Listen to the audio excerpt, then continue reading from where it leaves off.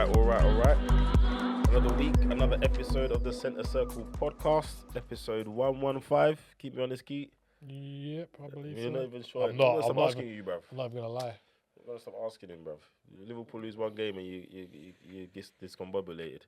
Anyway, I'm here with Isaac and Keith. What's happening, boys? You alright? Top of the league, can't. Yeah. I knew Listen. you wouldn't bite. I knew, yeah. Can't complain. Listen, man. I said to you guys off mic, I'm with you. Nothing for you guys to even be worried about. Anyway, as usual, run of the Premiership games. We've got Crystal Palace at home to Liverpool. We'll talk about Chelsea's game versus Brighton, Arsenal's favourite away fixture up at St James's against Newcastle. Spurs at home to Wolves. It might seem like the Frank honeymoon is coming to an end. I think they're checking out of that hotel very soon. And then we'll run through the rest of the games. We'll also look forward to some interesting comments from the American president about some World Cup matches. Mm-hmm. And also we'll have a little chat about FPL, which I'm really happy to talk about today. So yeah, let's get into it. Crystal Palace 2, Liverpool 1. Keith, you were at the game. Yeah, I was at the game. You go to a lot of games, isn't it? I try my proper best. fan and all that, It's innit? hard. Proper It's fan. hard, but Whatever. if you know the right people, Oh, yeah. sometimes you get hooked up. I know him too, but I don't get hooked up. But yeah, anyway, you know who you are. Shout out. Yeah, I was at the game. I was a little bit surprised that Gakpo didn't start. I know he hasn't scored or assisted of late, but for me, I think he's a constant threat. There's been a bit of murmurs from other fans saying he's a bit one-dimensional, like with the cut-in on the right, etc. But I felt that he justified a start. However, Why? Based on just based on his all-round gameplay. Like we're in an age of if you don't score or assist, you're not having a good game. True. But he's having good games, regardless of whether he's getting on the score sheet or assisting. Well, just on that, what is having a good game? So, for example, when we talk about Martinelli, as much as I hate it, people will talk about, well, without the ball, you can see the work. You can see why Arteta has him in the team, etc. So, what if he's not scoring or assisting? What is the good game that Gakpo is having? So he's always putting the right back under pressure. Okay. And a lot of the time he's doubled up, which allows whoever's playing left back to have a bit of freedom and help him out. That's how I'm seeing it. Not everyone would agree, but that's how I'm seeing it. No, that's fair. No, I agree. In terms of Slot making the changes, though, I can understand just because even though going into the game we were 5 for 5, there's still no rhythm throughout the team, essentially. We've got over the line 5 times, but the performances haven't necessarily been there. So I think he's tweaked the team just to see if it's the personnel that he's putting out. Yeah. He just needs to shake things up. So he's identified a couple of things that he thinks that's the problem. Yeah, I think that's He's it. changed the lineup to address those. Was he right? For me, not the right game. Why? Just based on we struggled against Crystal Palace under Slot. Mm-hmm. Crystal Palace are in really good form. I think it's now they beat us. It's 18 games unbeaten in all competitions. Yep. Mhm. It's a new club record. Palace against Liverpool? No, across the board. Across the board, like they haven't lost in 18 games. Like, yeah, Yo. it's a record for them. Yeah. All right, Glasgow. So, yeah, I just think I think go in with tried and tested and see how you get on. Is he almost like you lot's Eddie Howe? You know how Eddie Howe seems to have had Arteta's number? Do you know what? Is Glasgow almost like... It's not necessarily just Glasgow. I think Crystal Palace in general. If you Okay. go back to the times of Dejan Lovren getting bullied by Yannick Bolasie, Yeah. Palace have seemed to be one of our bogey teams. Liverpool 3, Palace 3 when we was going for the title under Brendan Rodgers. Of course, yeah. But we have picked up results off them of late. Yeah. But yeah, there's just something about Palace. I was just That like, they even just seem to be our bogey team. I was going into the game and I just like, sure. there's something about They it. always seem to nick a result against us. And they came out the blocks for lying. Mm-hmm. No word of a lie. If it was 5-0 at half time, I would have been justified. Yeah, Alisson's first half performance was Immense. unreal. Immense. and Isaac and I were just talking before we started recording. Even though we've been over the line, something just feels a little bit disjointed in the midfield area. I think once you get past Gravenberch, I don't think Slot knows what his best players are. Are you including the striker in that as well? Yeah. Yeah. So the McAllister. So I yesterday, think the core of our team. Yeah. okay. I think for me, just off of what Keith was saying, I think the changes that we made in the summer, and then also certain players not getting a proper pre-season, you can see the effects of it on our team. So we Kirkus is coming for Robertson. Robertson's obviously not the player he used to be. Fine. Kirkus, I don't know whether it's the pressure of having to perform in a bigger team, but he's not the same kind of reliable, consistent left back he was at Bournemouth. Yeah, and he was doing a different job there, to be fair. He seems almost a bit way more rash. Yeah. And like he's trying to prove that he's worthy of the shirt. Exactly, right? And then you've got Bradley's, don't get me wrong, it's not that he has to prove himself or he has to earn the spot, but where he's been injured quite a bit and back and forth, I don't think he's found that base level yet of like what that performance is like. So essentially we've lost Trent and we've not yet filled that right back spot. Bradley's, don't get me wrong, I'm not saying Bradley's not good enough. I think he will come good very soon. But I know what you mean. Right now, you're missing what you're missing. Exactly. Yeah. Okay. And then if you look at the midfield, like Keith said, Gravenberch is really our only consistent performer so far this season. So you don't feel like McAllister's found He's not had a good pre-season. Full pre-season. And to be fair, I don't think he's been at a certain level since the back end of last season. Okay. Don't get me. I'm not saying he's been poor. I'm just saying like there's been a few level that he blips in his performances, and I'll just and then you've got the fact that we've now got. This is the bit I wanted you to get to. New strikers, new strikers, right? So Ekitike's red card was a massive. Yeah. That alone is a big problem. Like he's already found form. He's really been our only signing. That's hit the ground running. Exactly. That's hit the ground running. So him in that game, I don't necessarily think we go on to win the game like all hands down, but it's a different kind of obstacle for Palace to deal with, right? So if you put all of that in a mix, I think we're in a position, we're in a period of transition, whilst also trying to maintain a league defense, right? Yeah. So Slot's got to find that balance quickly, but it's not easy. I'm not going to lie to you, it's not easy. Well, and you found it with 5 wins and a loss.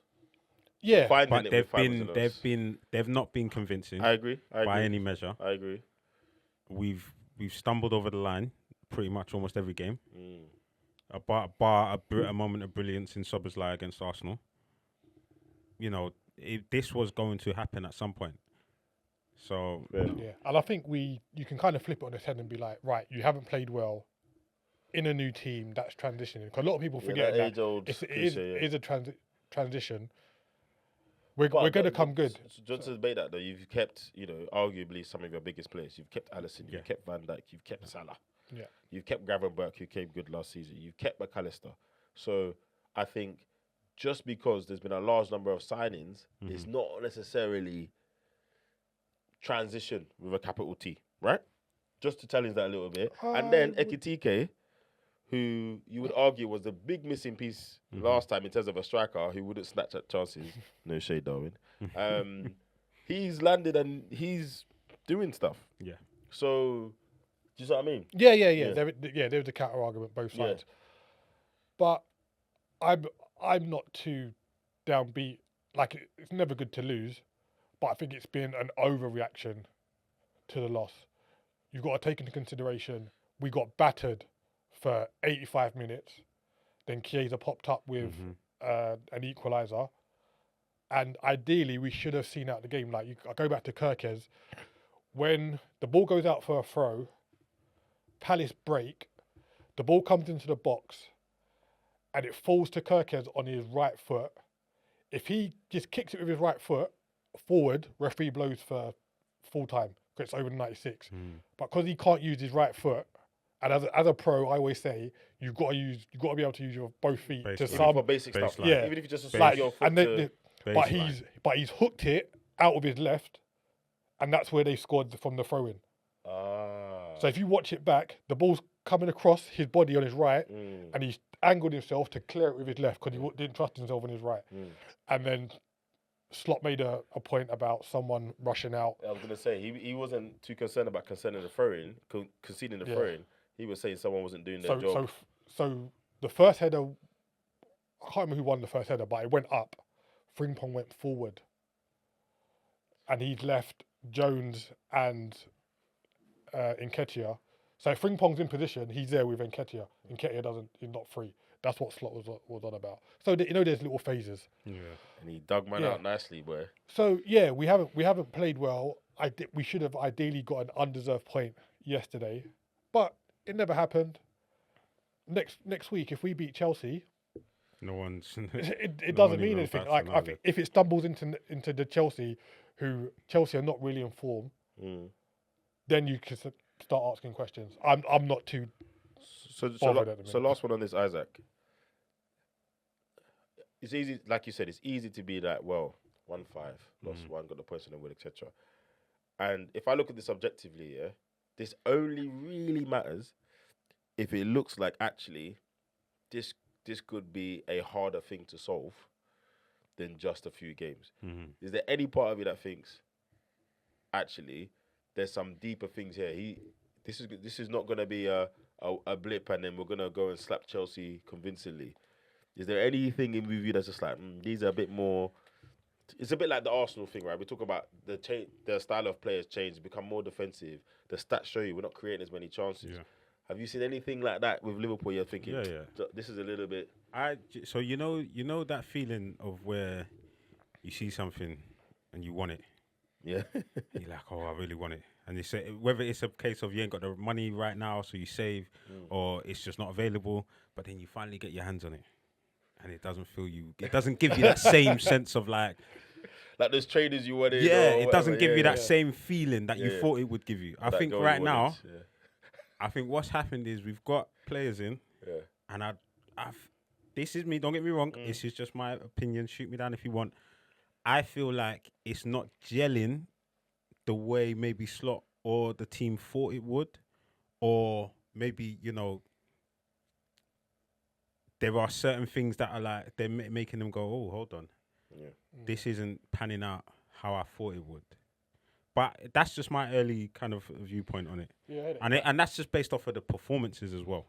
Yeah. And the way I think... 6 weeks? Exactly. It's still early. Yeah. That's why I'm just saying, like, shoot me down, but that's just how I see it right now. That's what I was question and saying, because, bro, before you know it, it's 9 games. Exactly. It's 10 games. The season just starts to roll.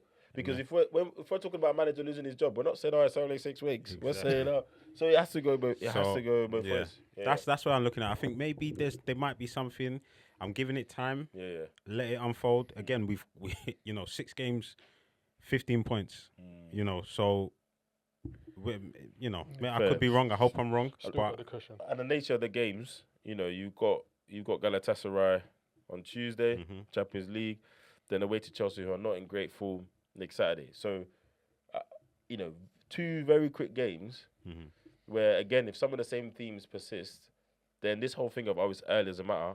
Actually, at that point, I'm like, nah, actually, because, you're on your 7th Premier League game, 2 or 3 Champions League games now. Yeah. We're now getting to the point where you're coming up to a third-ish.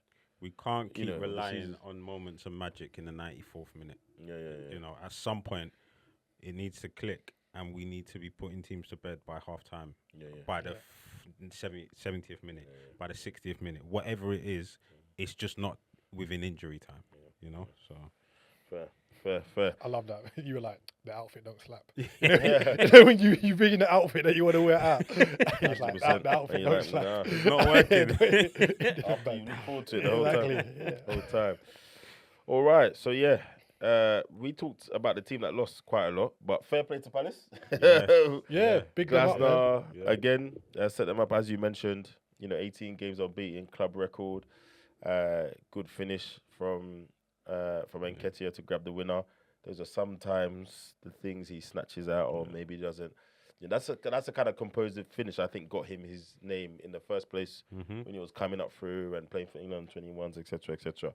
Yeah, Kamada had a good game. Yeah, There was a lot of talk about how they cope without Eza. I was about to Obviously, say. he's going to Arsenal. he's lost I don't know, Elise, I he's don't- lost I Eze. I thought Kamada was a bit meh. Nah, he Really? yeah, Yeah? in Okay. the ground. Well, you know yeah. better. You was right. Yeah, He was there. yeah, so. nah, he looked. He Yeah, looked. And Ismail really, Sarr loves scoring against you guys. He does. He's still fuming. You don't never bought him. Remember those rumors when you Yeah. guys were gonna buy it? Sadio Mane was like, Yeah. "Look after my boy." Yeah, yeah. He's So, fuming. what about Starboy Adam Wharton? Just does the good things at a high level all the time, man. Just no frills. Just ticks over. So another He's- two he's gonna lose. Gay and I love it. Gay. Mate. Him and Kanate were chalk and cheese yesterday. Really. Just like seeing what we Could've could have had. And very quickly on that, actually, Gay, might be a knock on the door in January, right? You've lost Leone for a whole year. a whole season, ACL, I believe. Yeah. Again, another for one. sure. Not even a Yeah. season, a whole year. A whole year, for Calendar real. year. Yeah, 12 months. Won't surprise me if you go in 6 months left, wherever they want, just pay it, get him in. That's his pre-season. That's Palace now saying, "Oh, you want him? Yeah, bump that price up." Well, no, I know they 6 can't months left. necessarily. They can't but- take the but mick. you But, probably pay more than you would for someone. Yeah. whereas we might have said, "All right, give us 20, give No, us 40. 25, Yeah, 30, yeah. maybe 40." And then very quickly, I thought about this. I mean, talk about someone playing themselves back into contention. Chiesa. Back in the Champions League squad. He's scored again, right? I mean, what more has the guy got to do? Do you know what? Right, with him, I feel sorry for him because of the injuries that he went through and the way his form dipped and how he arrived at Liverpool kind of as a designated backup. And you're right, he's had to kind of show that he's more than that and work his way back up to the form we all saw him in before the injury. Yeah. And what I really liked about him in the summer is that he could have just forced an exit and gone to a mid-table team in Italy or wherever it may be. But he sat down and said, "Look, like, I want to make this work. Like, I want to try and give it a go." And fair play to him. He's done that. He's taken his opportunities where he has. He's popped up with crucial goals. Yeah, it was a bit harsh to see him left out of the Champions League squad. But do you know what? I've read an interview that he did, and he said, "Look, it happened, and I just was going to get my head down, but an opportunities came, and I'm going to take it. I'm going to show that I'm that player." And I hope he does. I really hope he does. I really hope Slot looks at him and says, "Right, instead of like yesterday playing Verts instead of Gakpo, he could have put Chiesa on." Yeah, On exactly. the Yeah, wing. definitely. Look at what Chiesa did to us in the Europa final, Euro League final. Do you know what I mean? Yeah. Italy versus England. I'm looking forward to seeing that. I mean, if Chiesa. you can get him back in a to red shirt. even 80% of what he was, that's a good Yeah, player to have definitely. in your squad. Yeah, he came in last season, didn't have a pre-season, got injured, had bit parts, niggling injuries here and there. This is his longest period without being injured since he's been at Liverpool, and he's delivering the goods. And I'll say now, 100% Chiesa for me is better than 100% Gakpo. If you get back to the Chiesa, That we've seen, then Possibly, yeah. Gakpo's in problems. All right. Anyway, moving on. Chelsea versus Brighton. Guys, is Maresca finding out that this league is no joke? Or, well, I was going to say injuries, but no one's going to have sympathy for someone with that kind of squad than anyone talking about injuries. Brighton lost at home 3-1. I mean, Chelsea lost at home to Brighton 3-1. Chelsea did go down to 10 men. Silly challenge, if you ask me. I can't believe the referee didn't send them off in real time. Yeah, it's crazy. Like how that had to go to VAR, I have no idea.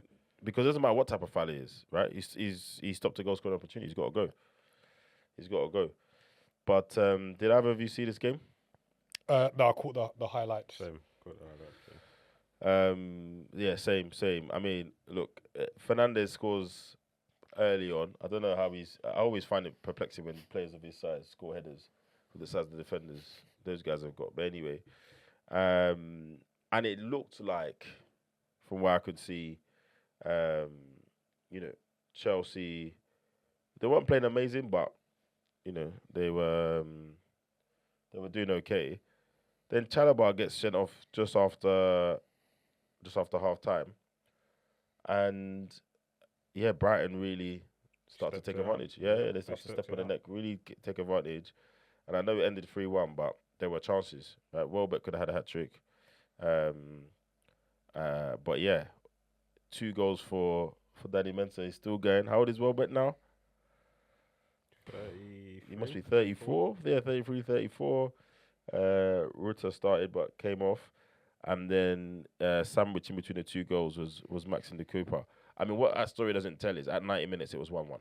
Right, so another story of seeing out a game and Brighton scored 2 goals in injury time. Danny Welbeck's was in the 10th minute.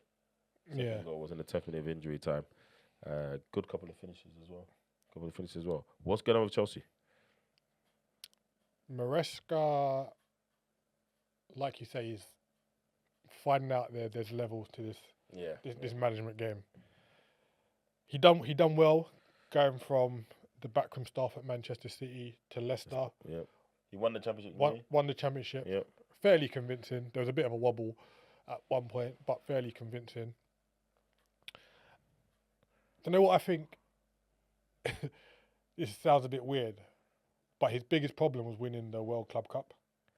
I think it gave a false dawn to what Chelsea were about. In what way do you think it gave him validation on his ideas and his approach, etc.? Yeah, and I just think the outside media put more praise on them than they were warranted. Oh, okay. Like they won despite beating who they beat and but essentially because those teams were taking it serious. Yeah, but it's still a glorified pre-season tournament, and he won the Europa Conference League, which he should have done. That's fine. He won the World Club Cup. The media lauded all these plaudits on him, but then you look at Chelsea's transfer. What's the word I'm looking for? Like the transfer policy of kind of signing young players. They're not signing anyone with real experience. Then when they get in situations like they have done for the last 2 weeks where someone's been sent off and you're looking for your experienced players on the pitch to help you over the line, there's no one really there. And then also you've got to factor in that he's making weird changes. So obviously Palmer was injured last week, that's fine. He was out of the game yesterday. But you've got Esteval, Neto and Pedro up front. And then you take off Esteval and Neto. Makes sense. And essentially, when you've got 10 men, you ideally want to have at least one fast player so you can soak up a bit of pressure and then have a bit of a relief. So like your fastest player, essentially Neto, even if he's not going to have any massive end product, he's up the other end of the ball of the pitch, giving your defence a rest. You don't see that with this Maresca team. It's like they go down to 10 men and it's all panic stations. And he tries to shut up shop. So why would you take off? He's taken off a midfielder in Andre Santos for a defender. So you're going 5 at the back. You take off one of the attackers first, don't you? Don't take off your holding. Then he's taken off Esteval for Gusto. So how many have you got at the back now? Yeah. What's the setup? Yeah. I Did he go for it at the back? I don't know. But game management again. His game management in the last 2 games has been very questionable. Very questionable. Interesting. And I think overall, like you said, I said it off mic. There is a part of me that elite sport will humble you quickly. Humble you quickly, and it's almost like life without Cole Palmer is proving tough. And that shouldn't be the case for them. No. It should not be the case for them. Yes, net spend, they've done amazingly, blah, blah, blah. Let me take that back. Go on. Bringing on Achimpong makes sense because Chilwell just got sent off. Okay. That's silly of me. Yeah. But even then, bringing on Gusto. Gusto. No, but it's who you take off. Bringing on Gusto. Yeah. After taking off Esteban. about 10 minutes later, Yeah. and taking off Gusto. So now at that point, you're going 5 at the back. Yeah. And like I say, at 90 minutes it's 1-1, right? So he's trying to preserve that and walk away with that, but it didn't work. I mean, going 5 at the back, you're just inviting pressure. I mean, again, look at it. I know we haven't touched on it yet, but Newcastle going 5 at the back and trying to just soak up the pressure. You're just inviting the inevitable to happen. Like you said, just stretch the pitch. Just say 4. Put your two screeners in front of the 4, and then tell everyone else stay up top. That's it. Stretch them. So this season, what are the expectations of Chelsea? Is it a Champions League place or Maresca's got questions to answer? No, Well, they got Champions League last year, so and you just won the Club World Cup. yeah. So Champions League should be the bare minimum. Okay. All right. Well, look, they haven't won a game in 3. I know we're only 6 games in, but they haven't won a game in 3. And out of their last 3, they've lost 2 and drawn 1. So he's got to pick it up, and he's playing a bruised Liverpool next. But at home, but that doesn't matter. So let's see how they move forward. Next, Newcastle at home to Arsenal. Arsenal came away 2-1 winners with, again, another late goal. There seems to be a theme in the Prem right now, right? With Newcastle taking the lead. Nick Voltamade, you say his name? Voltamade in the 34th minute. Mikel Mourinho showing Gyökeres how it's done in the 84th minute with a nice header.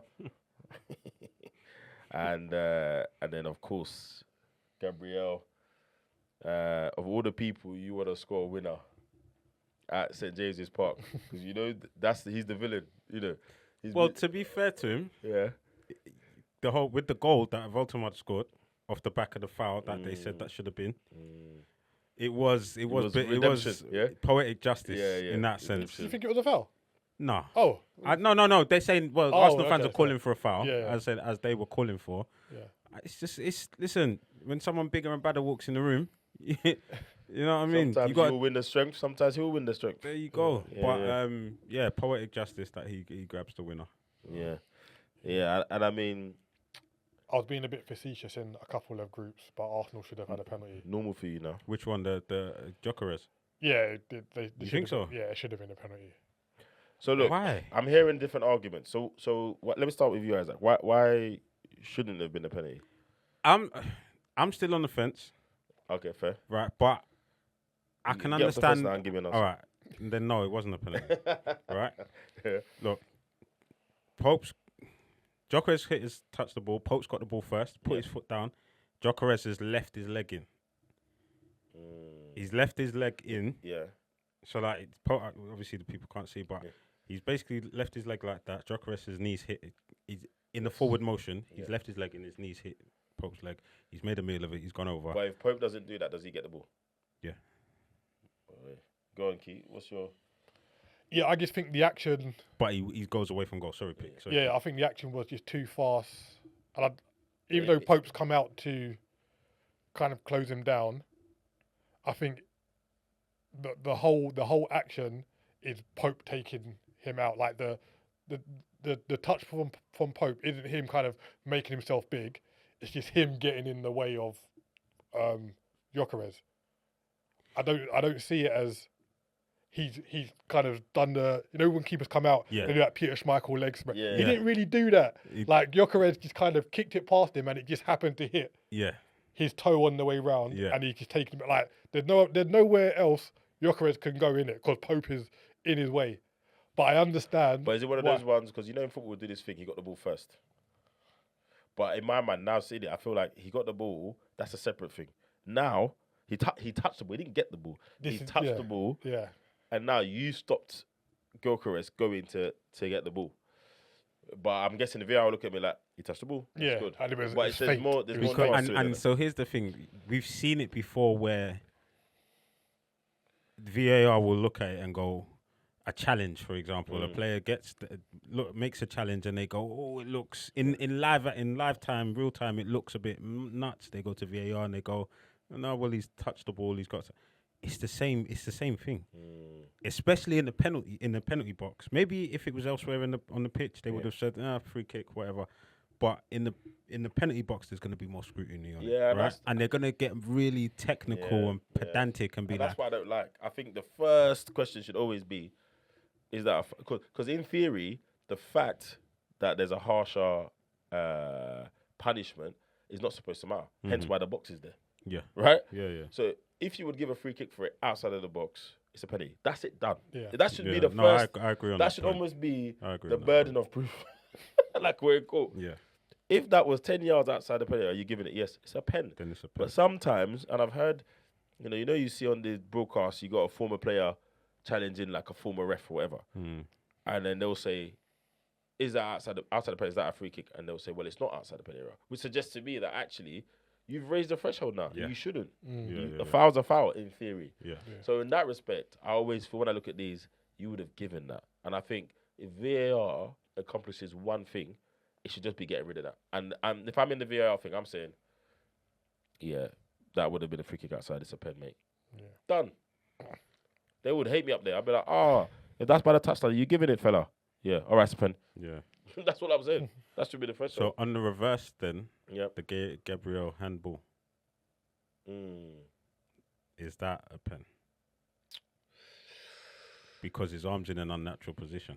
I'm not gonna lie. I want that pen. I thought it was going to be given. I'm not going to lie. I thought it was going to be given as well. I want that pen. I was shocked that it wasn't given. Yeah, if the Newcastle defender does that, You want it? I want that pen. I believe they didn't give it as a two wrongs. Right thing. Yeah. Make No, it this is true. It's slightly human nature. And also, as an irrational fan, them kind of ones have to go for us at St. James's after what's happened in the past with the goal that wasn't a foul and all this stuff. But if a Newcastle defender does that, I'm screaming at my TV. I want that. So it's about time we got a bit of the rubber the green. But if we take it to the game and how the teams played, everyone has been screaming for this lineup, right? Arteta got pelters for how he set up at home. He's a funny guy because if he set up how he set up previously with the three DMs away from home, I would have still been annoyed. But okay, you're away from home. It makes more sense. He does it at home and then he goes away. So, he starts with Declan Rice, Zubimendi, and Eze in the position everyone wanted to see, right? Trossard started on the left, so Martinelli's on the bench. Saka on the right, Gyökeres up front. This is the front six everyone wanted. How did it go? I thought you started the game really well. Yeah. I think up until the penalty incident, best team. Obviously, Newcastle, St James's Park, they're going to be hype, etc. Yeah. I don't But think it was clear the best team. I think they were. I don't think Newcastle really done that much before their goal. Were To be Bruno and Jolinton doing their Twin Towers thing? No, not Running really. around. Nah, bullying mate, everyone? Joe Linton kicked Saka in like the first minute. Yeah, but after that, it wasn't. Okay, it wasn't after that, like. yeah, it wasn't like full on Bash Brothers Nah. Okay, type okay. thing. Yeah. But yeah, I think Arsenal started the game really well. The lack of penalty threw them off their momentum. Newcastle scored not So too lost long. their head a little bit. Yeah, scored not too long after that, and then Newcastle tails are naturally going to be up after that, going into half time. And just to be a bit specific, I don't want to labour too long. Eze. He's not a 10. Oh. In the sense that Arsenal need him to be. As in, he's not what Odegaard. He doesn't bring to the game what Odegaard does in the sense that he doesn't he make takes the 400 ball. touches. He doesn't make the ball tick. He doesn't make the ball tick. No, but you know what I mean? Like, Right. the kind of old school 10, the ball goes to him every Yes. time. He picks up in that area. And if he's playing well and his He controls dictation of the game, exactly. He affects dictates the team, tempo whereas of the game. quote unquote 10s, they're more effective in moments. You don't have to. He doesn't want the ball all the time. He wants the ball at the right time and in the right place For me, Eze is most effective as a left eight. as an inverted left winger. As in, he starts out left, but he can drift into the half space behind the strikers if need be, or he can play out wide. I think that's where he's most effective, right? But you've got Trossard out there today, who's doing that job, or you he's might not have having the touchline like Martinelli. Martinelli. Yeah. Exactly, essentially. If you look at what Odegaard brings to the game, like you said, he gets on the ball, he moves it, he ticks it. It might be the horseshoe thing, as they say. Yeah. It might be trying to probe through the defense. He moves but it to places we don't need it to be. Yeah. But he keeps the ball ticking. Eze's more of a dribbler. He's more of a player that needs a bit of space, that's going to run at you and make some, have a moment of magic or beat a play with a shoulder drop. I think he didn't bring to the table what most people would have wanted. He still had a good game. Yeah. Don't get me wrong. So that's my challenge to you now. Then, is it actually more? He's not a 10 in the way Odegaard and Arteta set up that system for Odegaard to be a 10. Or he's not a 10 full stop. Because one could argue, actually, the way he's a 10 is a little bit more unpredictable. It's a little bit more unsettling for the other team. Mm-hmm. And maybe Arsenal need to adapt to that a bit more. Yeah. I think, you look at the Palace team, it was clearly built around him and his strengths. Arsenal's not. It's a system and you've got to fit in that system. Yeah. So you're not going to get the same Eze you had at Crystal Palace. Yeah. You're going to get something different, but obviously at a high level because he's an elite player. Yeah. So it's not the fact that he's not a 10, generally speaking. I just don't think he fits the 10 role within that system. So it's a bit of both. He needs to adapt a little bit more. Yeah. But also, when he's there, the team needs to adapt a little bit more to get the best out of him. Yeah. Fair. Yeah, fair.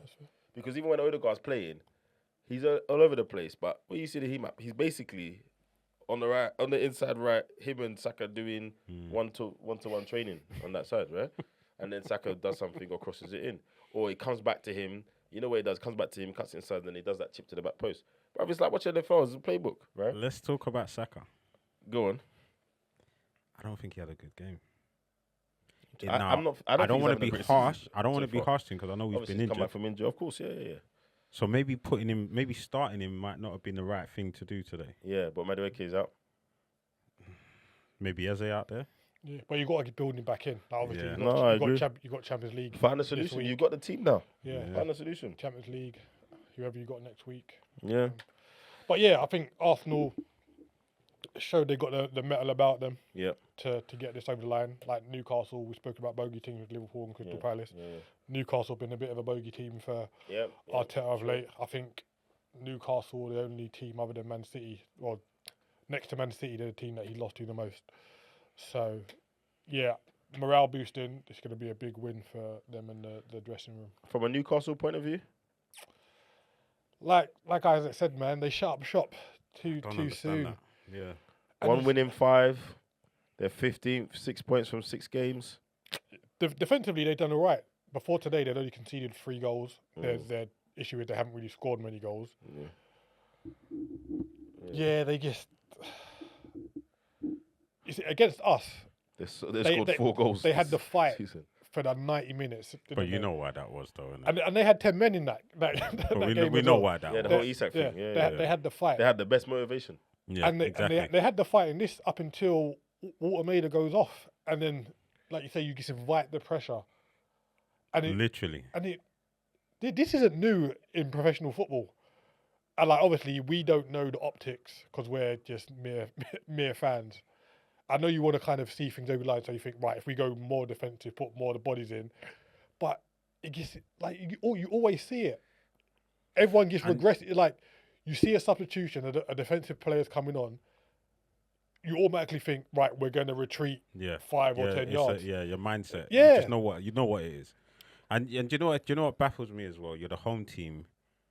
You're pushing to be considered one of the big teams. Essentially you're pushing to challenge for the title, right?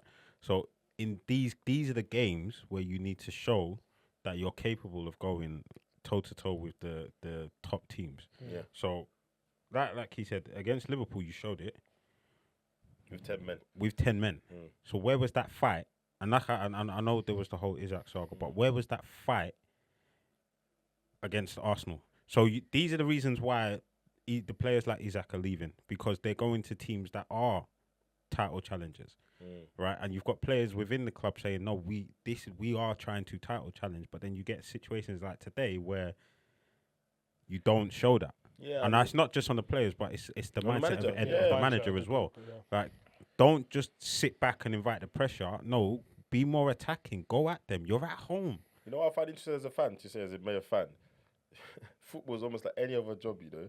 There's like these unwritten rules or these like norms that you know like you go when you work in the office or you have jobs. There's certain unwritten rules and norms that you, and it's almost like okay, we're getting battered, or you know these guys are not up. They've equalised 84th minute. Arsenal equalised, right? They've got the whole swing. I'm gonna lock up shop and just hope for you know. Because everyone gets 5 minutes injury time now, basically. So for the next 11 minutes, I'm locking up shop, and that might seem on the face of it like the right thing to do. But then I think just think about it, right? If your plan doesn't work, what happens? Mm-hmm. You lose anyway, right? It's just 1-1 now. But that plan doesn't have any upside of you maybe nicking the game. Exactly. The actual upside of that is that you didn't concede and it's 1-1. Mm-hmm. Whereas actually, if you pin Arsenal back and you also go for it a little bit, you might still lose, but if your plan works, you'll win rather than just drawing. And let's be honest, losing 3-1 or 2-1 is the same. You've lost. When it was 1-1, brother, and because it's not the norm, you throw on, and I don't know, you might say I didn't have anyone to throw on, but you throw on 1 or 2 attacking players. Who did he have? Well, Asula came on. Asula came again, on.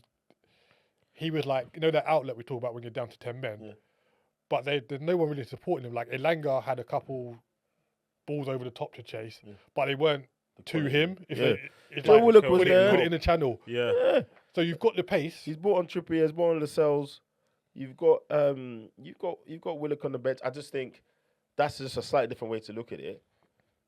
And yes, I'm not a coach, I'm not a manager, but sometimes as a fan, you step back and you just like, there are just things that almost become, this is what I'm supposed to do in this situation. Yeah. And actually, some of the people we've seen in the past who have been brave, that's why they've become who they are, because they don't listen to those norms, they butt those norms. And for me, you're almost just accepting defeat by trying to shut up shop, right? Yeah. And look, Arsenal's squad is clearly better. We understand that. They've got better depth. But do you know what? At 84 minutes, like you said, if it's either 1-1 or 2-1, at the end of the day, look, go for it. You're at home. It's early in the season. A loss today is not going to define your season. And the irony of the goal they concede is from a set piece, which you've brought everyone on to defend. And, you know, so it's not like you lost the game in open play or someone's curled it top bins from that side of the court. You lost it out of corner. Gabriel has got the header. He had about 3 Newcastle defenders around him, pulling his shirt, all of that.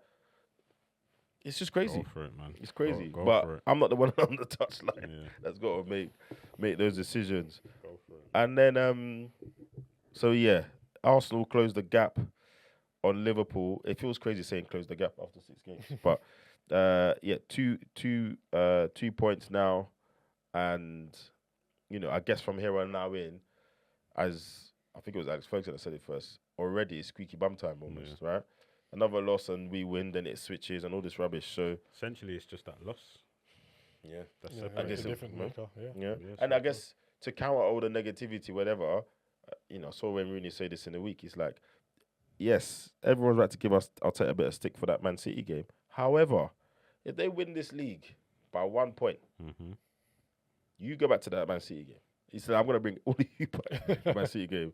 You know, and he said there were times, I think he talked about Fulham game where they drew at Fulham, and everyone was like, and Fergie came in and said, that point's going to win you the league. Yeah. And they were like, what? So yeah, we'll see. Anyway, moving on to Spurs versus Wolves. The Thomas Frank honeymoon. Boy, I think it's ending, you know. 1-1. And again, it's all about perspectives, right? You know, Wolves scored in the 54th minute.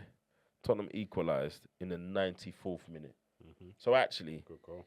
90th minute, you're losing 1-0. That point would have felt like a win. Paulina celebrated. Brother, man took his shirt Backed off his shirt. He said, yeah, listen. However, I'm not going to lie, that finish was... Yeah, it was very good. Very, very good. But Spurs had the better of the first half, and they were quite unlucky not to go in 1-0 up at half-time. Kudus had a goal disallowed. Rightly so, though. Yeah, rightly so. But that move was tasty, that finish. Yeah. It was good. Him and Bergwijn, they're starting to build Yeah. a little link up. You know what, Bergvall? It's like Odegaard, I wasn't sure about Saka. him, you know. Bergvall, I wasn't sure about him when he first broke into the team maybe 3 seasons ago. He's young though, isn't he? But yeah, he's not too bad. Kudus had a header tipped onto the bar by the keeper. But Wolves were good for the draw, to be honest. They had, I think they had as many shots as Tottenham, same amount on target. Their goal was well worked, and they were unfortunate. It's another one of those soak up the pressure things. And I think we're going to see that quite a lot this season. So boring. But I think lots of money on the line. People are. It's making for good football though. It's making the league more. Not really. I think it's making just in not terms of because only one team's trying to play football. The other team's just sitting back, just trying to soak it up. But if it's happening for 10 minutes a game, it's fine. If it happens for like a whole half, we've seen teams sit back in from like the off and be like, right, you've got to try and break us down. You know, those old school teams. I think you're seeing that less. I think you're seeing teams play more, and then when it gets techie, the last 10, then they're sitting in, which is not great, but we know why they do it. Man. A lot of stake. But yeah, I think it's making for an entertaining league, and I wouldn't be too harsh on Frank, because I think if they had won, they'd be level points with Arsenal maybe. So you can't say honeymoon's over when it's not a massive points difference from there. I'm just telling you what the fans are saying. You know, you see, look, they've in the last 5, they've won 2, drawn 2, lost 1. Yeah, and nothing to cry about, honestly. When you finished, but when did they finish last season? 16th or something? Yeah, but they're top 4. Yeah, no, So- I agree. I think, yeah, it's just interesting to see how fans react. You know, a couple of draws. They won a couple of games ago. A couple of draws. Question: How is Xavi Simons settled in? I've not heard much. He's finding it difficult. It's just, I think it's just the Premier League adjustment. Like, you got to think about where he's come from. He's been in. But I said he's finding it difficult. You know. The Prem is not easy. Where's he been? He was in Germany. Germany. He was at Barca for the academy. Yeah. Went to PSV, Yeah. PSG, Yeah, that didn't work out. and then he went to RB Leipzig. Yeah. He'll come good. Like, he's a talented player. Like the whole works thing, you've got to give these guys time, man. But it's like Ekitike said when he after I think it was first second game, he said it. But you know when someone is he's just speaking out loud. He probably if he went back, he would say he was like, "You guys weren't joking about this Premiership intensity. 60-something minute, I had cramp." It's not a joke. Yeah. But you know what I think? For me, what I believe with Simmons, and again, this is just the way I look at it. I think there are certain players that get hyped early, and to the point where they believe their own hype, and they believe that they're just better a certain level of player, and then they go about and it never quite seems to work. And for me, the way I look at it is because they kind of believe they're of a certain level, and that they don't have to put in a certain And then you get shocked. level of work. Yeah. To maintain that, right? Then you go to somewhere like PSG and your eye opens. And it's not working, so they move you on. And then you go to another team, and you're meant to be the big fish in that small pond, but it doesn't quite seem to work.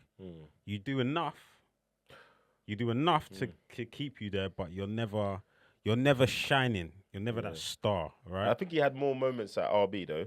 I think he had more moments that people were expecting. He did. But with all due respect, it wasn't in RB's upward moments. And it's, again, with all due respect, it's Germany. Right. And now you're at Tottenham in the Premier League, where the level is really high. So now we're going to really see... Lots of baggage after last season, new manager, yada, yada, yada. Yeah. So now we're really going to see what you're made of. Yeah. But because I've not been the biggest Simons watcher, but by all accounts, super talented. Has everything he needs to play here, but I just know, man, when you come to the Pro, it's not easy. It's Many players come and many players don't do well, and then they end up having to go to other leagues where it's not as intense, and then they go, "Oh, okay." You know, I mean, we've heard it with Kevin Prince Boateng when he spoke about going to AC Milan after having played in the Premier League, and he's playing at a certain level or intensity that they just weren't playing at. And he was just like, oh, okay, I can relax a bit. Yeah. Even his brother, Jerome, when he was at Man City, he retired this week, actually, if you didn't hear that. But yeah, he was at Man City for what, 8 months? Yeah. Like, I don't think he lasted the full season. I forgot about him. No, Yeah, and then you went, "Boy, it's time to go." Yeah. Let me go back to the easy leagues. Interesting. I only asked because obviously he was a big investment for them. Mm-hmm. If I'm Maddison, I'm looking, obviously he's happy his team's stronger, but I'm looking like, So yeah, I'm really interested to see how he gets on. We're not gonna see any Jed Spence memes after that game, no? We're not gonna see any. No one's gonna be locked up, no? Okay. Oh, right. Jed Spence penitentiary. Yeah. You got dragged. And just to take a little walk around the league, we got Brentford beating Manchester United at home 3-1. I mean, what are we gonna say about Man United that we haven't already said? Anything? No. Yeah, Right. expected Bruno poor penalty. If he scores that, the result could be a little bit different. But so it's the same old with them. And yeah, Brentford still surprising people, to be fair. Yeah. What's Andrews it? is doing Keith the Andrew. Yeah. Keith Fair Andrews, play. yeah. Yeah. I thought Potter might be coming for his job soon, but I think they're all right with that. Nah, he Is it did. right? To be fair to him, the team, they lost key players. Yep. And he's having to make magic work with patchwork. Do you know what I mean? So. But Igor Tudor wasn't a cheap player. They spent money on him, didn't they? Granted, but They bought Rotaro as well for Bournemouth. you lost your core. Yeah, true. You lost Mbeumo, you lost Wisser, you lost Norgard. Yeah. Right? So. Yeah, key players. Fair. Yeah, keep players. Leeds draw at home 2-2 with Bournemouth.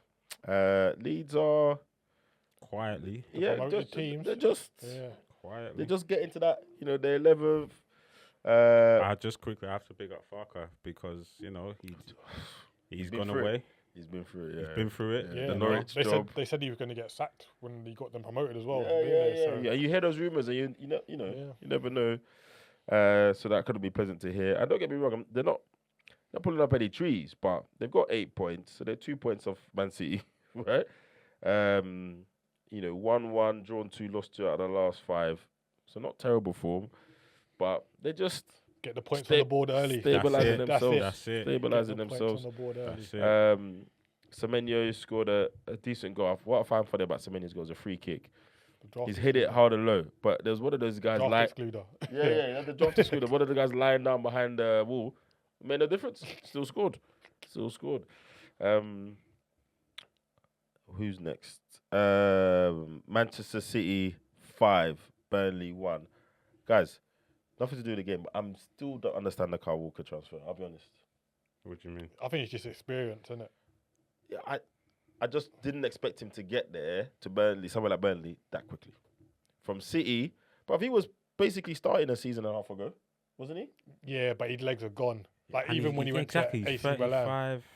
it was just He's not exactly Yeah. that. The move to AC Milan, it's like when Yeah, but Ashley AC Cole. Milan It's was like a when dead Ashley team. Cole went to Roma. Yeah.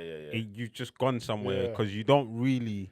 Maybe at that point in time, he didn't Yeah. really want to kind of drop down to anyone. Mm. And he's from Sheffield, right?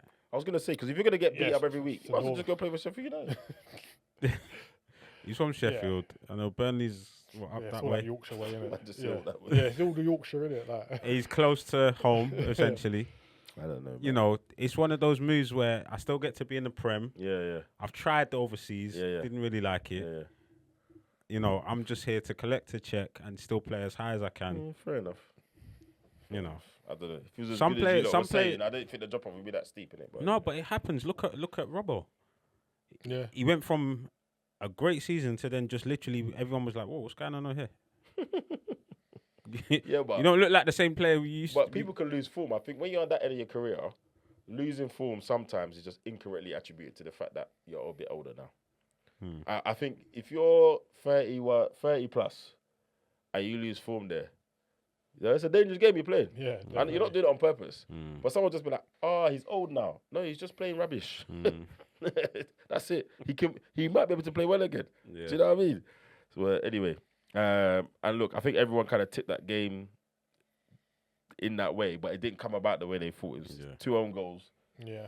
And they had a decent chance at 1-1 start of the second half. Yep. Decent goal from Burnley to make it. It was. They made it 1-1. They brought it back to 1-1. Yeah. And then Haaland doesn't even get involved until after 90 minutes. Nunes makes it. Got an assist. True. But I meant in terms of the goals, and then them lot just said, forget this. Two on their second goals though. Haaland's second goal. The 2 centre backs went up for the same header. What you man doing? Come on. Like, I know it's near the end of the game and you're tired and whatnot, but that's just poor, isn't it? What are you not doing? Poor. What are you not doing? Nottingham Forest nil, Sunderland 1. Big Ange. Is the Ange experiment? What are we saying? Can we talk about how Sunderland got the free kick though? Like, I'm still baffled. How all now, like, I'm watching it. I don't understand how they got the free kick. Granted, you've got to defend the free kick after it's given. The level of refereeing. It was so bad. Well, listen, I know a referee in it, and he wasn't too happy with the comments I made about accountability. But every week they give us something new to talk about. It's just madness. Yeah, it was very, very odd. But it was a good balling by Xhaka. A good finish, man. Sunderland. It feels like Xhaka is gonna carry this Sunderland team. Yeah. Into next season. That was a very shrewd signing, wasn't it? Into the Prem next season. When I saw them v Palace a couple of weeks ago, he was just the one in the midfield, just wanting the ball. He'd like, right, give me the ball. Like, I've come in. I'm the captain. Xhaka. I'm the captain now. I just want a league unbeaten. Give me the ball. Yeah. So and that's it. So I know. You know how I'm going. When he starts like that, something is coming. Something's coming up. Go on. Say what he said. Like, could he have been a missing piece? Nah. For who? He knows. For who? Arteta. Nah. Why not? Because who have you brought in that can do what he did, or what he does? I don't think that's what the problem is, though. The things he gave you and the problem he was solving, I don't think that's what the problem is. The problem is we're not creating enough chances. We're not incisive enough. And whilst Xhaka popped up with the odd goal in here and there, what he fixed for us was the other side, without the ball, winning it high, making better decisions. So I hear what you're saying, but I don't think that's the problem. Like, defensively, he's got more security guards now to guard the vault than we need. There are 10. There's 10 guys at the cash point now. And it's intensity levels as well, isn't it? You got to look at it's all well and good controlling against. And that was the problem with him. Not Nottingham Forest. Yeah. But when you got to go to the Allianz, you don't want Xhaka to be your guy that you're depending on. Well, I mean, he went there and, like you said, he was a key part of an unbeaten team. Yeah, but that's 2 seasons ago. He's 2 years older. And now he's running the show for Sunderland. I think in the Prem. One game a week. This is a nostalgia thing. Yeah. I think you got. Am I being? Is this recency bias? Okay. And I think okay. What we need to now wait and see is if Gyökeres puts up the numbers, because that was the missing piece. Apparently, that's what we all said. We all said get a striker. None of us said get another midfielder. Okay. We also get a striker and get another winger, attack him basically. So let's see. He bought Madueke, he's bought Eze, blah blah blah. Let's see. Ange, he was appointed on the 9th of September. Jesus Christ. He has lost 3 and drawn 2 of his first 5 games in charge. Now, it's a long season, but so far, it's not looking good, bro. Is that decision? It's not looking. If I'm a Forest fan, I'll have patience, but boy. Do you know what? It's looking a bit mad, but you see if Nuno starts turning West Ham around, hey, it's gonna look very techie. Listen, you let West Ham. I don't care if it's 17 and 16. Let West Ham finish above Forest, bruv. Madness. Hey, listen. Madness. And not all West Ham come 6th and Forest come 9th. Let it even just be 16 and 17 or 15 and 16. Yeah. Mental. Yeah. Listen, Marinakis is going to have words. Edu as well. Yeah. You're gonna, because he left because they fell out. Yeah. And I think they actually made some good signings. I just don't think they've picked the right manager based on recent his recent record. Yeah. So They got the players. Like you look at their midfield, they can start Anderson, Louise, and Gibbs White as your middle three. Yeah. That could challenge a lot of top teams. bro, he started Dominguez, Anderson, Bakwa, McAtee. Oh yeah, I Ndoye. forgot they got McAtee as well. Yeah, and Ndoye and Wood. And haven't they got Hutchinson as well? Yep, he came on. He So had a good Morgan, chance so yesterday. Callum, so Hudson Odoi, Morgan Gibbs White were both on the bench yesterday. Which I don't understand how Yeah. Hudson Ange Odoi has Ball. suddenly just been dropped. And will be.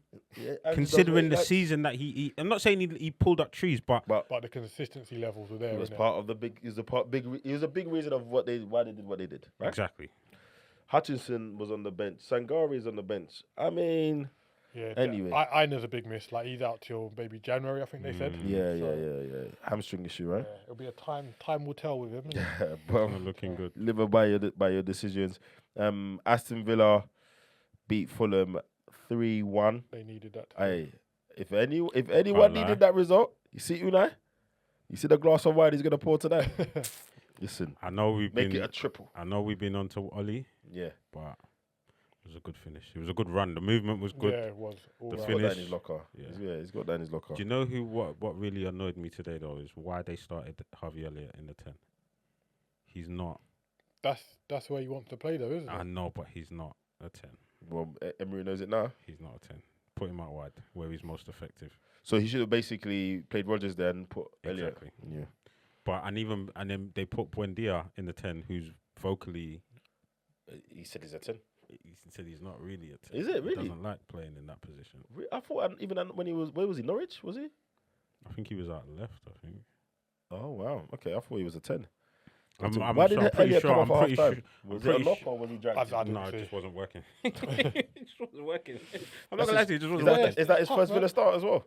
Yeah, it's his first Villa start. Yeah, It just man. wasn't working. I was watching the game. It just wasn't working. He just had no kind of impact on the game. Like every time he tried to get near the ball, there was just someone just trying to write him off. Yeah. It just wasn't working. And Buendia comes on, and all of a sudden, Because for me, this is his chance to prove himself as a Premiership player. yeah, A higher. He's a Premiership player. This is his chance to prove he's at a Top higher end. level, yeah, top end. top end. You say that, but then you got to perform in the games against Fulham. You can't be getting dragged at half time. If you're saying so, I wasn't even saying top. I don't think he's a top 4 Premiership player personally. As a starter, he's not. I've not seen anything that tells me he is. There's none of the top 4. Name all Yeah, the no, teams. yeah. I've No, seen we moments. remember I've we had seen this conversation. moments. Remember we had me and him had this big debate. Yeah. So I've if seen you name moments. any of the there's possibly 6 teams that can finish top 4 this season, right? Yeah, Name any of them that he can start for. all right. He's not a starter. But if you're Harvey Elliott, that's what you want. You want to be a starter, right? Yeah. Yeah, So for me, he's a starter in a team that's going to be qualifying, and this standard's going to prevail, right? There's going to be qualifying for Europa League, and if they have a bad season, Europa Conference. yeah. He's not a bottom half of the table Yeah. in my mind, and even then, someone could easily challenge me on that as well. So he needs to smash this loan. He needs to, bro, Yeah. because otherwise, the team that he needs to go to, because Villa's where he should now be cementing. He needs to go to Villa and do a Iwobi. Do you know what I mean? Yeah. He needs to go to Villa and say, I'm a starter here. Don't go to Villa and do a Emil Smith Rowe. Yeah, that's true. That's the difference. Yeah. That's true. Very true. Because Villa, they're going to be Or- flirting with Champions League, Europa. Like right now, would he even get a Or- Spurs team? He wouldn't get a Spurs Or team. maybe he takes a loan to a lower table side, like when Iwobi went to Everton.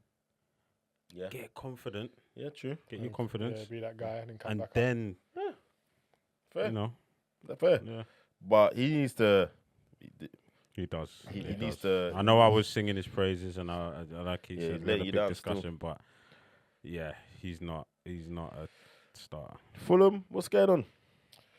They took the lead, and then Jimenez, who scored, he got injured, and that just kind of threw them off. And then they had to Because play. he works hard up front, you know. Yeah, because He's a menace. Muniz was out, so they had to put Traore up front. Oh. Bodybuilder. And then he gave the ball away for the second goal, I think, for McGinn. Like he's trying to do that bodybuilder look hold at off. the strength. Yeah, and he gave the ball away. McGinn went in and Look, scored. man, I don't so- like to talk bad of people, but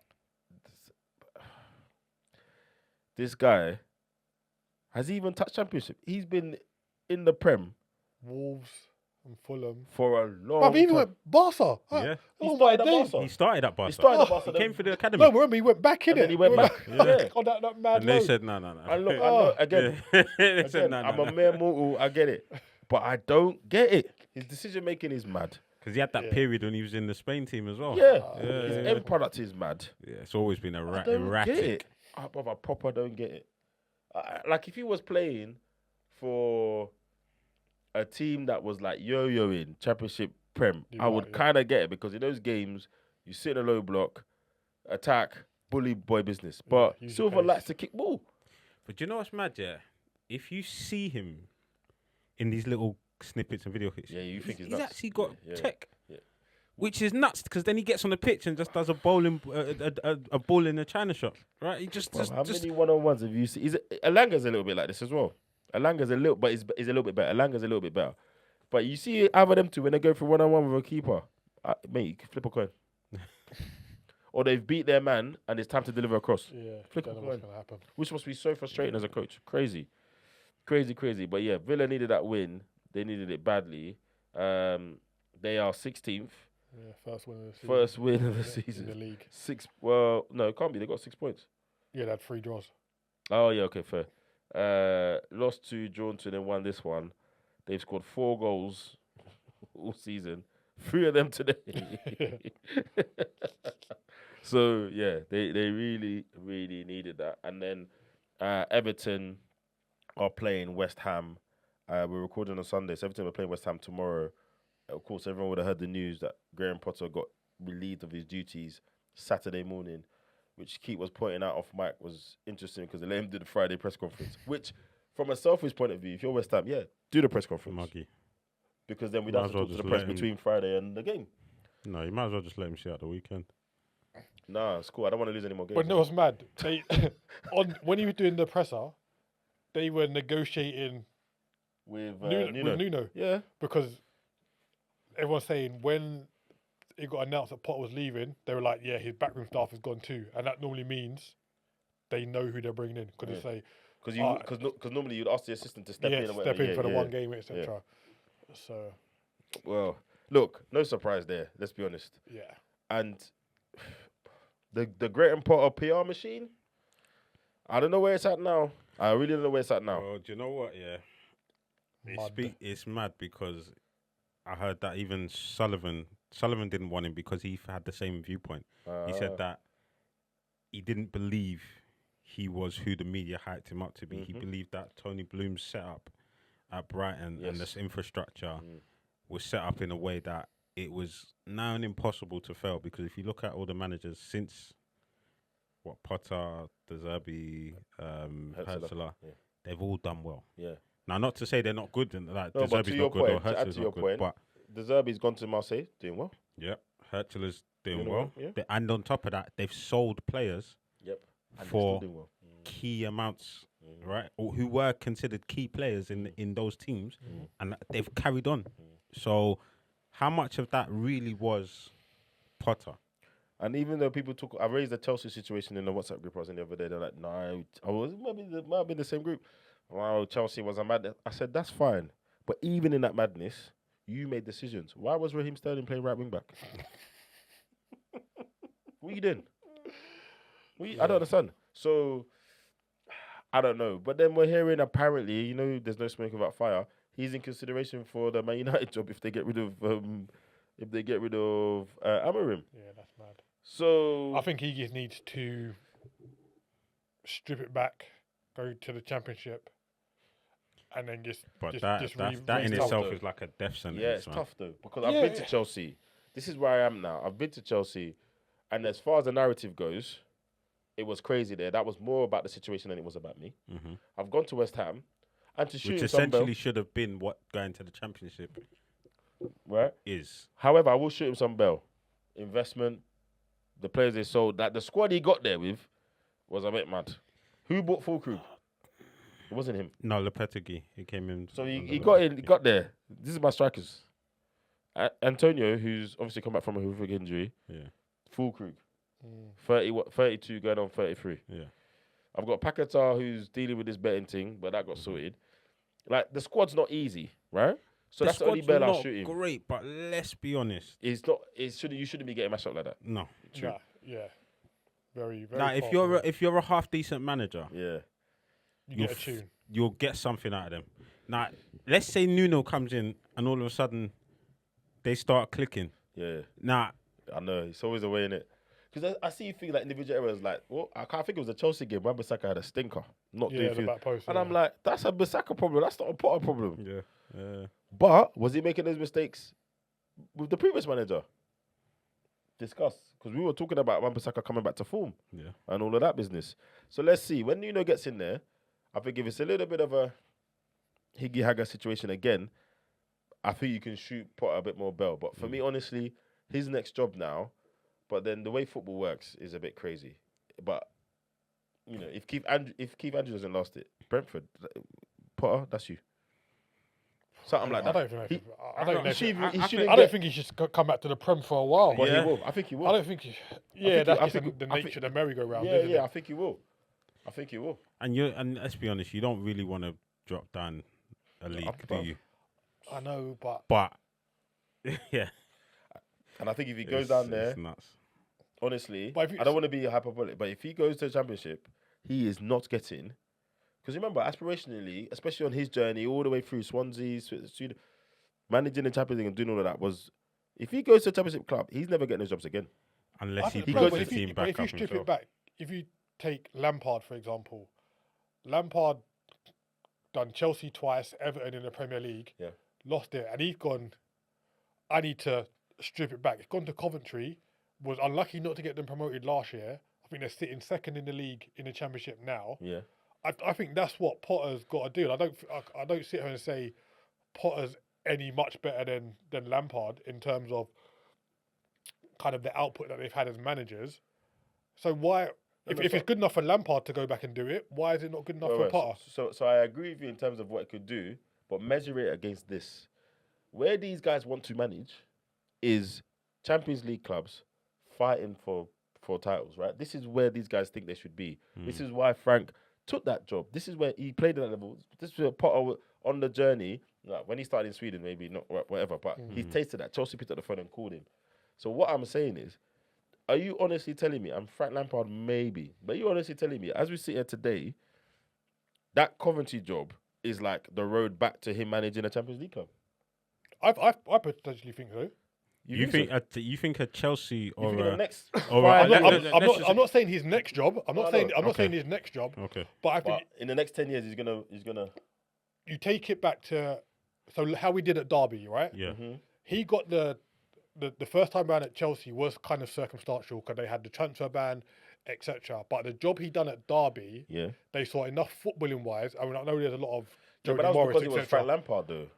I agree. No one else that does that Derby job gets the Chelsea job straight away. So I'm not discrediting what he did at Derby. No, but I think that this gets his foot back on the Champions League ladder rung. He goes to Coventry, does well there, either gets them up or flirts with them, gets a lower Premier League team, not like Everton, and then potentially could build up again. Yeah. So no, but I'm just saying he could. It might be a long road. Yeah. But I think he could. I think get some of that will be helped because he's Frank Lampard. Some of that, But you're right. I think that privilege that he's been afforded through the name. I think that's gone. No. I think it's gone in terms of getting him in the door.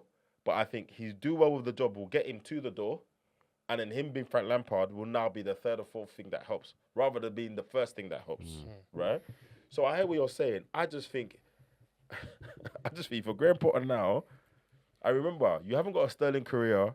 You're not a big man in the game like that.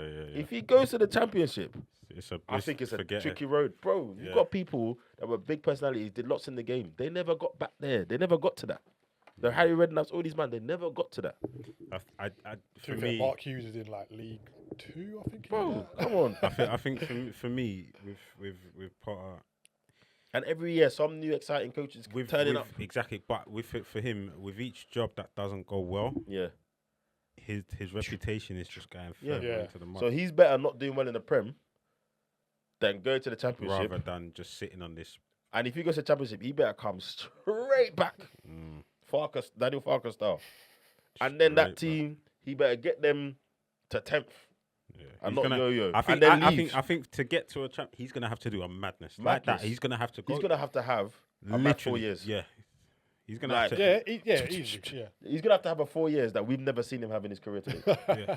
That's basically what I'm saying. Yeah. He's back to square one. Unless what the usual like football, Yeah. mates thing, whatever. Yeah. Because It's boring. on merit, there's no argument for him getting a decent sized job in the Premiership now. Honestly, No. not a he Yeah, should. not a minute. There's too Yeah. many people ahead of him. So Yeah. So yeah. All right. Anyway, I mean, all the best, Graham. Nothing personal. Just saying. That's the weekend roundup. We'll see if the Jack Grealish show carries on tomorrow, which I really think is the Ndai show. But anyway, carries on tomorrow against West Ham. Moving on to a few wider points to the game.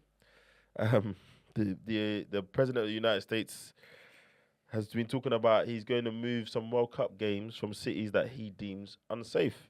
As if he has authority. I mean, you hear comments like this and you're like, well, hold on. Stadiums have been built or stadiums are there. There are contracts. There are...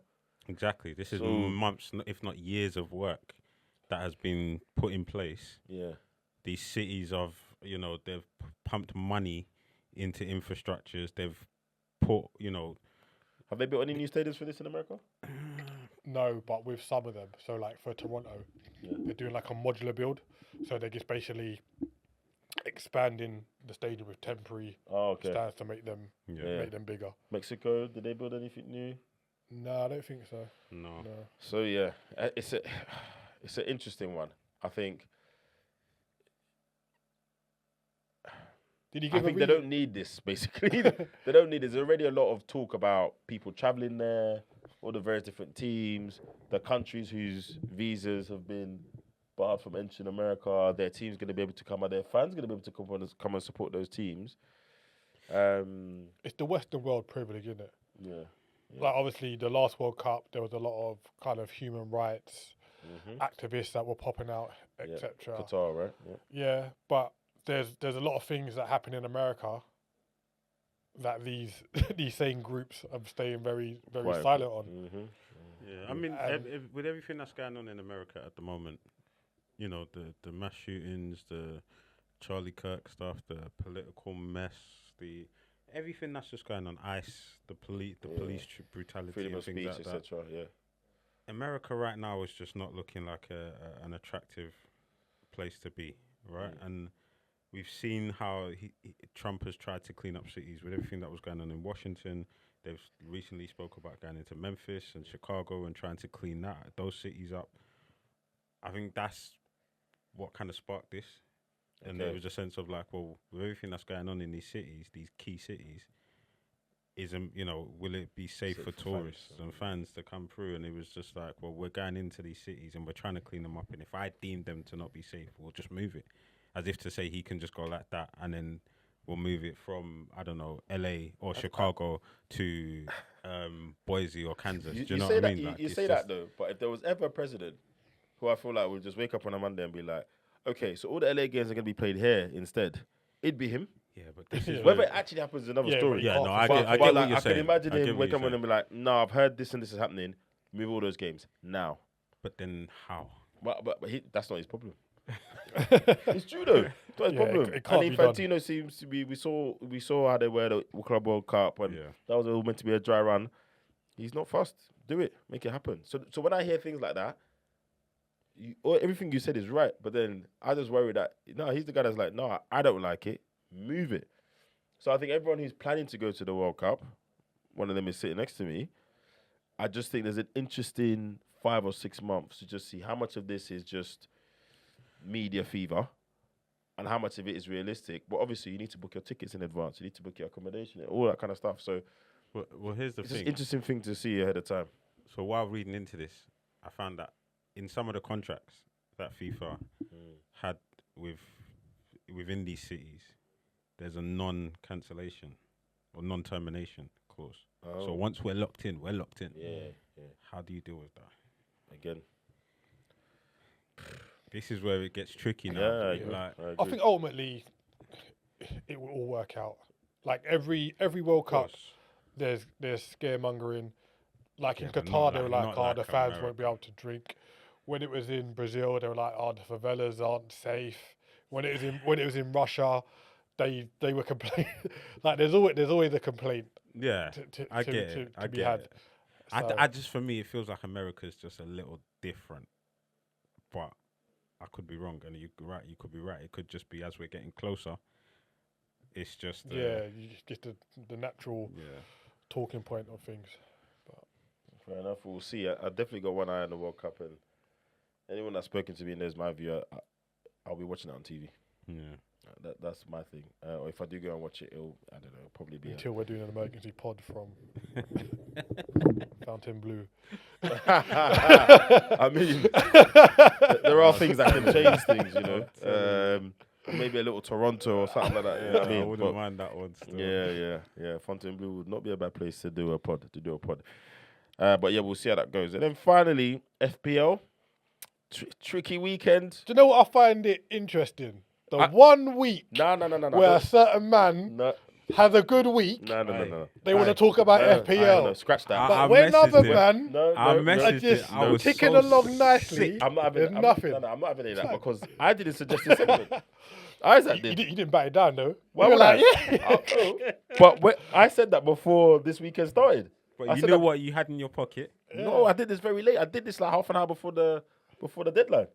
I was umming and ahhing. I'm not gonna lie. I didn't have the. Normally, that's not something I would do. I'm trying to be too calculated, and I just thought for once. Well, I just wanted to go back to sleep, so I just did it.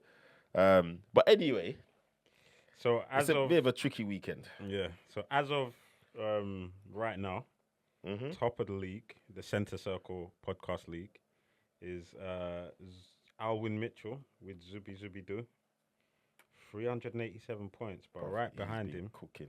is the Maximus or Hot Stars, and obviously the points haven't refreshed and the table hasn't changed. But yeah, it's looking tight at the top.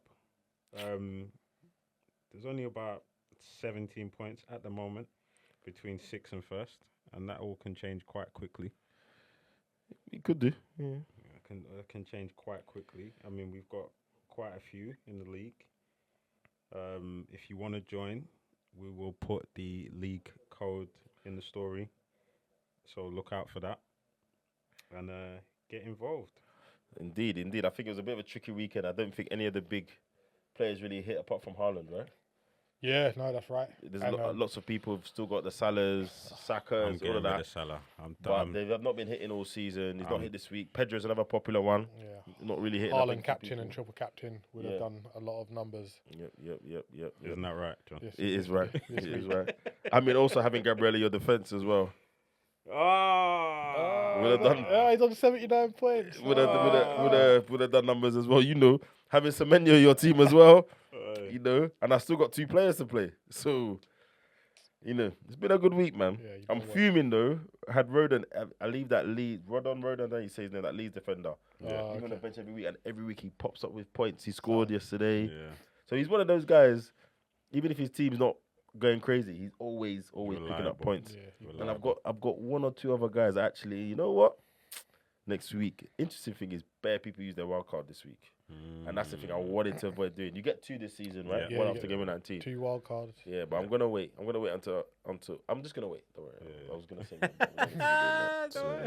No. There's a lot involved Yeah, it's still in early, man. in But yeah, fantasy let's this keep doing season. the updates, Keith's been talking rubbish to me.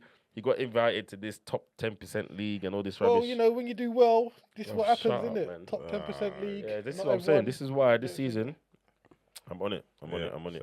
Same. I'm on it. I even took a hit, man. I did 4 points as well. Wow. Sometimes you got scared money don't make money. You know? Hey, let's go, because this Fair guy, enough. he's talking wicked. Fair enough. Anyway, that's been another episode. We will see you next week. Peace. Peace.